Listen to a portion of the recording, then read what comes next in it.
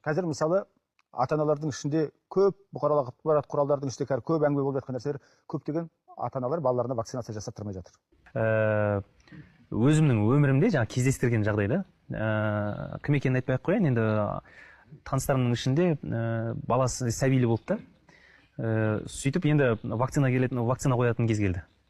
Сол кезде енді дінге жығылған адамдар шамалы сонда намаз оқитын да, сонда дейді да, мен не істемеймін дейді да, вакцина қоймаймын дейді. Мен айтамын, неге? Ол айтады да, вот табиғаттың заңы солай, өсту керек, өзі ауыру керек, өзі жеңу керек дейді да. Мен айтамын, сен өзің вакцина алдың ба дедім.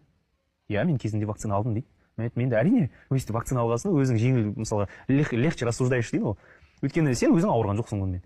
Ол қандай ауру екенін білмейсің деймін. Сен білесің ба, мысалға, сенің балаң ана вакцинаға қойылатын жаңағы қандай ауруға қарсы қойылатын вакцинаға, мысалы, соның біреуімен кездессе, бітті, өледі де қалады.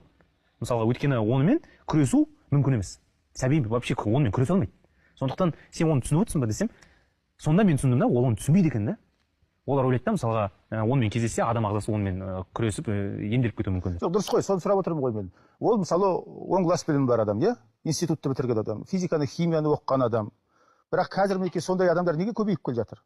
Былай қарасаңыз, мектепте білім алған, биологияны оқыған, химияны оқыған, бірақ есейгеннен кейін өздерінің балаларына вакцина қойғысы келмейтін, өйткені дінге сеніп кеткен адамдар неге көбейіп барады? Осы біз сұраймыз ғой енді ата-аналардан, неге сіз қарсысыз егу туралы, еккен кезде.